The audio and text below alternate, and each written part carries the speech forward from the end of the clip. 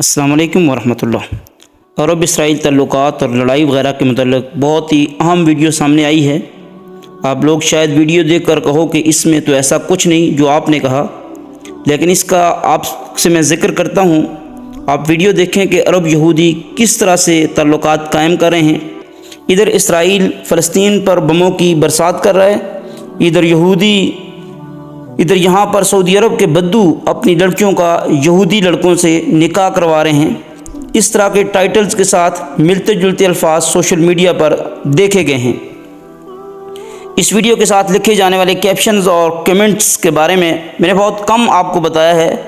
لوگ گالیاں بھی دے رہے ہیں، لوگ کہہ رہے ہیں کہ آل سعودی آل یہود ہیں، ان کی دوستی کوئی ڈکی چھپی نہیں ہے، یہ تو فلسطین کے اوپر بولنا ہی نہیں چاہتے۔ فلسطین کا مسئلہ انہی کی وجہ سے حل نہیں ہو رہا، کیونکہ ایک طرف بچوں کی لاشیں اٹھ رہی ہیں اور دوسری طرف یہ اپنی سعودی لڑکیوں کی یہودی لڑکوں سے شادیاں کروا رہے ہیں۔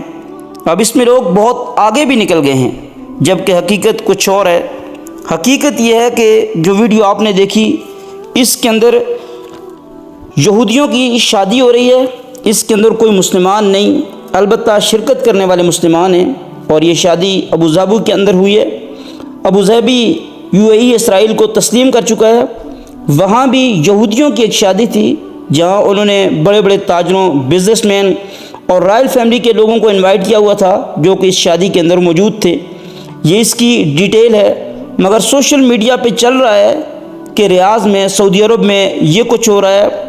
اب یہ بنیادی وجہ ہے، یہ جو مسلمان اپنا زہر اگل رہے ہیں ایک دوسرے کے خلاف، یہ ہے اسرائیل کی طاقت کی اصل وجہ۔ میں نے شروع میں ہی آپ کو کہا تھا کہ ویڈیو دیکھ کر آپ کو لگے گا کہ اس میں تو ایسا کچھ نہیں، لیکن اس میں وہ ساری تصویر واضح ہوتی ہے کہ ایسے وقت میں جب بہت ہی سنگین مسئلہ چل رہا ہے، اور اس میں ایران اور سعودیہ بھی ایک دوسرے کے ساتھ ہاتھ ملا چکے ہیں۔ یہ شیعہ سنی کی لڑائی، اس کے پیچھے ایران اور سعودی عربیہ ہیں، اب وہ بھی فی الوقت اس لڑائی سے باز آ چکے ہیں، لیکن یہ اس کی زہر ہے، فتنہ ہے ان لڑائیوں کا دونوں طرف سے۔ آج بھی جب موقع ملتا ہے تو ایک دوسرے کے خلاف زہر اگلا جاتا ہے۔ سوشل میڈیا بھرا پڑا ہے، لیکن کسی نے یہ کوشش نہیں کی کہ تحقیق کرنے کی کہ یہ شادی کس کی ہے، کہاں کی ہے، ہم ذرا تحقیق کر لیں۔ لیکن کسی ایک نے بتا دیا، شیئر کر دیا، تو فوراً یہ آل سعود، یہ آل یہود اور یہ دشمن اسلام، یہ فلاں اور فلاں بس شروع ہو گئے ہیں بغیر تحقیق کے۔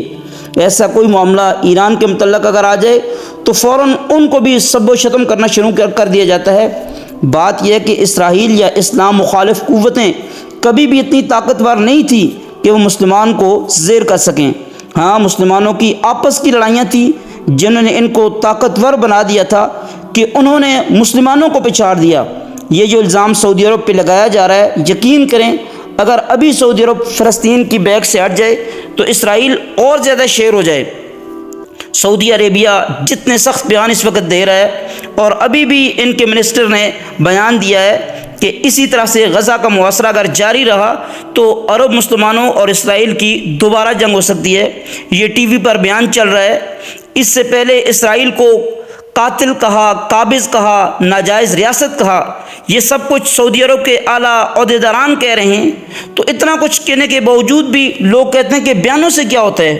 تو بتائیں نا، پھر سارے مسلمان مل کر جا کر حملہ کیوں نہیں کرتے؟ ہمارے پاس تو ایٹم بم بھی ہے، ہم کیوں نہیں شروعات کرتے؟ یہ بچوں والی سوچ ہے کہ بیانوں سے کیا ہوتا ہے۔ آپ کو پتہ ہی نہیں، اللہ نہ کرے جب کسی ملک میں جنگ ہوتی ہے تو پھر وہاں کے لوگ ہاتھ اٹھا اٹھا کر دعائیں کرتے ہیں کہ یا اللہ یہ جنگ ختم ہو جائے، کسی نہ کسی طرح یہ جنگ ختم ہو جائے۔ جنگ کی باتیں کرنا آسان ہے، لیکن ہم نے اپنے ہوش میں کبھی جنگ کے اثرات اور یہ ساری تباہیاں نہیں دیکھی۔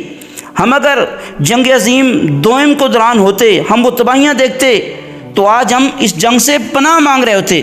مسلمانوں کی آپس میں یہ جو لڑائی ہے، یہ ہماری شکست کا اصل سبب ہے۔ مسلمان آپس میں لڑ کر ایک دوسرے کو کمزور کرتے ہیں، اور پھر ان کا کمزور سے کمزور دشمن بھی ان سے طاقتور ہو جاتا ہے۔ اسی لیے اسرائیل آج طاقتور ہے۔